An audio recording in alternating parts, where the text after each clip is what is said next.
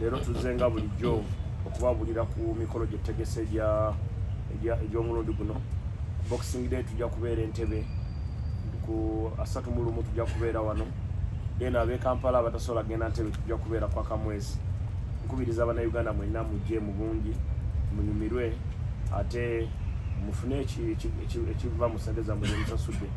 Naye mu ngeri y'enjawulo nsabya abavubuka mwenna n'abawala abenyigira mu kunywa ebiragalalagala temugeza ne mujja, kuba banakusanga n'ebiragalalagala mu kimu ku bino ebifo byetegeseemu emikolo, poliisi egenda kukwata.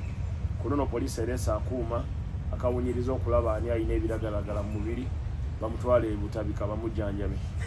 So entegeka ya poliisi y'omulundi guno nga Afande Wesigira bagambye, bajja kubeerawo ne kiyita akabaasi ekkomera eriri mobile, nga wakola effujjo, akoze effujjo yenna nga bakuteeka mu ki, nga bakuteeka mu kabaasi, nga kabaasi kakubeezaawo, so omwaka ojja guyingira ng'oli mu kabaasi. So mbakubiriza abakozi b'effujjo mwenna temuzungira ku Sheraton, temugenda Ntebbe, naye temugenda kwa Kamwezi.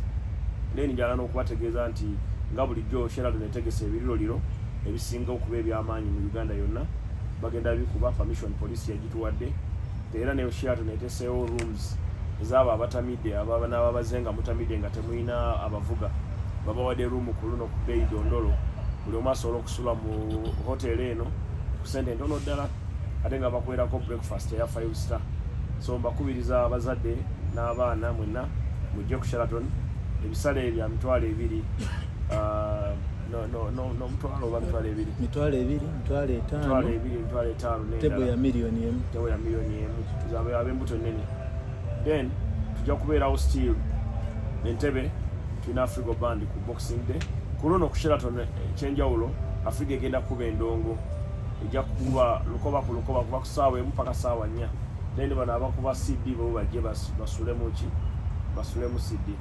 So obubaka bwaffe mbaagaliza Christmas ennungi n'omwaka omujja, naye temunywa ne muvuga, ate ekyokubiri muwagire MTN ebirabo ebibateereddewo, ate ne Uganda Police webeekolagidde ntoyita wano toyitawo, webeeyina kyekugambye okukola ekitali kirungi tokola ki, temukikola. So twagala munyumirwe, muyite mu mazaalibwa ga Mukama waffe Yesu Kristo, ate era mukuume empisa. Abanywi b'enjaaye, abakawunga, abakimwenna mbegayirire temukola, n'ab'ebigaali munira gurupu ezikwata ebigaali eziyita ku makubo eyo, mugezeko mubikolere ewala naye si mu Kampala wano wakati, kuba poliisi ejja kubakolako. Ate ku luno poliisi eteeseewo ekyenjawulo, gereese abambadde engoye eza leeya okusinga abambadde ne uniform. So ojja kuba ku bantu 10 nga kuliko abapoliisi 2 okulaba nti tewali muntu akolako effujjo. So mbakubiriza okujja mu bungi, ate muwulirize amateeka ga gavumenti, ebiragiro bya gavumenti ne poliisi byonna beeteeseewo, tubigondere okusobola okuyitamu omwaka obulungi n'okuyingira mu mwaka oguddako. Kasabe omukulu wa poliisi awaddemu okubiza Sebo. Tuli wano ku Sheraton olunaku lwaleero okulaba nti tubategeeza Kivulu ekiriyo ng'ennaku z'omwezi 31 nga tuyingira omwaka omupya. Kivulu kino kizze kitegekebwa wano ku Sheraton, era byonna ebiyise ebibadde bitegekebwa ffe nga poliisi tuwaayo byakwerinda, era tetufunye kaseera kazibu konna mu ebyo byonna ebitegekebwa mu bbanga ery'emabega. Tewali akooneddwa, tewali balwanyi oba ne wabaawo akubibwa ekikonde n'avaayo nga mufu, n'ekyo tekirina kutweyibaaza. Tusigala tuli beetegevu, tuteekawo buli kimu ekisoboka okulaba nti nno tutangira ebikolwa ebikyamu, naddala eby'obutujju, ebyababbi, abaagala okubba amasimu specifically.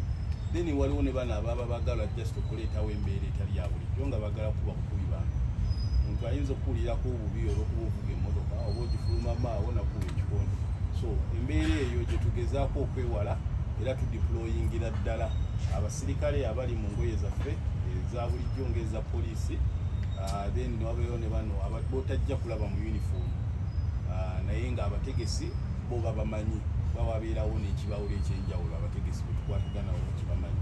So n'olwekyo tubasaba gyabo bonna bagenda okwenyigira mu bikujjuko eby'ennaku z'omwezi 31 wonna we muli wano mu Kampala n'emiriraano tutaddewo ebyokwerinda ebyenjawulo.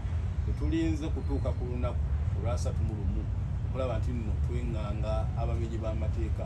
Twatandikirawo omwezi oguwedde mu Novemba okutandika okukola ebikwekweto mu bitundu ebyenjawulo. Waliwo abamenyi b'amateeka ababeera ku wakilisiti zaffe nga tubanoonya, era bwe tufuna amawulire we bali tuzze tukola ebikwekweto ne bakwatibwa. Essaawa zino abasinga bali mu makomera ag'enjawulo wano mu Kampala n'emiriraano. So n'olwekyo tusaba nti abantu mubeere beegendereza, bw'olaba ekintu kyonna ky'otamanyi mu kivvulu, abapoliisi bajja babalabwako bategeezeeko ku essimu ze twasobodde okuwa abantu, tusobole okuba nti nno tuwa obukuumi obw'enjawulo ku lunaku olwo. Mugoberere ebiragiro by'aba traffic. Amakubo agamu ku lunaku olwo gajja bba gaggaddwa. Amakubo agayingira eno oba agafuluma bajja bba babalaga wawe mulina okuyita. So tusaba abo bonna abagenda okuba nti nno beeyambisa amakubo ago okugoberera ebiragiro by'aba traffic abagenda okubeera ku makubo ago. Era n'okupaakinga w'osanze, ekyo nakyo twakiweze, tukubiriza abantu okumakinga sure nti emmotoka yo woogitadde eriwo mu mateeka, waba ogiteeka mu kkubo ejja beggibwawo, ate okugijja ku poliisi yaffe ejja bba osasula engasi. So tubasaba kubeera abeegendereza n'amamotoka gammwe kuba gayinza okwonoonebwa, bayinza okugwonoona oba okugabbamu ebintu, oba ffe okugajjawo oba ogapaakinze bubi ne tugatwala wali ku CPS. Tujja bba ne counter terrorism police okuba nti nno emonitaringa ebiriroliro, okuba nti nno emonitaringa abo bonna bagenda okuba nga bayingira. Bw'oba olina ekintu nga kyekuusa ku bumenyi bw'amateeka ng'enjagalo tuzze tubyogerako wano ebiragalalagala, ebyo byonna bijja bba bikugibwako ate okwatibwe oggulweko emisango olw'okubeera n'ebintu ebyo byebwe tuba tusanze nabyo. So abalina ebiragalalagala tukubiriza, muyinza okuba mulina gye mubijja, naye olwo olunaku wonna awantu awali ebivvulu tubasaba temutambulirawo na biragalalagala ebyo. Tulina embwa ezikonga olusu ezijja okuba nga zirawuna buli wamu okulaba nti no twetengera ebikolwa eby'obutujju n'abantu abalina ebyo ebintu ebimenya amateeka. So n'olwekyo tubasaba okugoberera amateeka olunaku olwo, era njagala okubategeeza nti fireworks wanowo bagenda bba bazikuba bulungi, era nga poliisi yawadde obukuumi kuba fe abalina mandate ey'okuwa obukuumi fireworks gy'oziguze, era ne tubeera naawe naddala aweereddwa omulimu gw'okuba nti nakuba fireworks mpaka w'ozikuba. Bwe tukakasa nti ziweddewo ne tuvaawo, tewali kusigazaawo balansi gwakubya oba ozzeeyo. Bw'oba wagambye nti n'ogenda kuba buntu 10 obuggwaawo, tumakinga sure nti nno obukubye bwonna ne tuvaawo. Kuba tomanya oyinza okwagala okukakozesa ekikolwa ekikyamu. Fireworks ziri dangerous nnyo. So tusaba okugoberera ebiragiro ebinaaba bibaweereddwa abenyigira mu bizinesi ya fireworks. Amateeka ago bw'oba togagoberedde, omwaka ogunaaba guddako tujja bba tukublacklistinga nga tugoberedde mateeka ago aga fireworks, era tujja kukkirizibwa kuba fireworks. Tubasaba tugoberere amateeka ago tusobole okulaba nti no tuyita mu mwaka nga twali buzibu bwonna butwolekedde. Kasabe tubaniriza basebo ne banyabo, amanya gange bampita Anita, nga honorable yayogedde, tubeetegekedde olwo lunaku wajja kubeerawo security, wajja kubeerawo parking ennungi, temuvuga ne munywa, mujje musule ewaffe, tulina discount waffe mu hotel. Oyo omulenzi ayinza okusujja paka wako oyo omutya wakanza oyo. Musule mu hotel, tulina discount zaffe ne breakfast ya 5 star. Nga honorable yagambye tuli ku bei dondolo. So see you, happy new year. Babuzaako munda Liberty Events nga mukulu wange gw'abagambye. Ekyange kyakwongera kugatta Dolores Mulanga gwe, yonna yonna gye mulabye nga ebivulu bitegekeddwa mwami Balam Events oba promotions, akuviira ddala ku Boxing Day, akamwesi ne wano asatu sebunze nja kusiba ku Nyirandongo ya Africa Band bye byange. Africa ejja kubeera ku 26 resort, 31 ejja kubeera wano. Kwa kamwesi wajja kubeerayo Bebe Cool n'abalala ne Bakimeke bagenda kwegattako. Then tujja kubeerera Steel nga lumu, abanaaba basuze wano abanaava wano bonna bajja kgenda entebe babaleke egandaalo lya masape bajja bimalirako entebe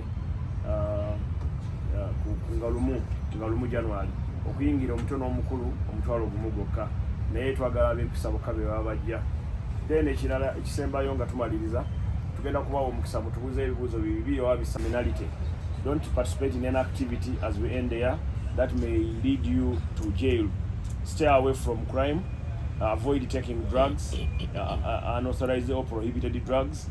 Avoid snuffing fuel, and also you should avoid joining criminal gangs moving around Kampala or the city suburbs, terrorizing people, grabbing phones, hitting them on the head. Let us focus on promoting a peaceful city. Let us obey the police rules, and please watch out the acts of your neighbor. If you suspect someone is using drugs, advise that person not to get close to a venue where he will be nabbed. We are taking the issue of drugs very serious. As you could have noticed a few days ago, a young girl was nabbed for the first time in someone's compound, removing side mirrors. But when they checked his bag, the security found his bag. She had the drugs in the bag. So implying she steals side mirrors to enable her go and buy drugs. Drugs have distorted and have destroyed a couple of our people. So to all young people, stay away from crime, don't commit crime, and don't drink and drive. Respect the law, follow the guidelines as put in place by Uganda Police. I look forward to welcoming you in Entebbe on Boxing Day and at Akamwese on Boxing Day, and then also at 31st year at the Sheraton. I'm appealing to you to support MTN because they love Ugandan music. Let us support MTN to the fullest. They have discounts on data. They also have mobile money. Avoid moving with mobile money. We shall put a mobile money line here. You can buy a ticket using MomoPay or using mobile money on that day. I think that is the main thing. Yes. At MTN, we are more interested in lending you than you are in actually borrowing. So what happens is if you're able to prove that you're a good data, you have to build a profile. If you are able to borrow and pay, then your limits will continue to grow even during the festive season. So we just encourage you to borrow and pay. So MTN ebagambye mwewole muje mu ndongo.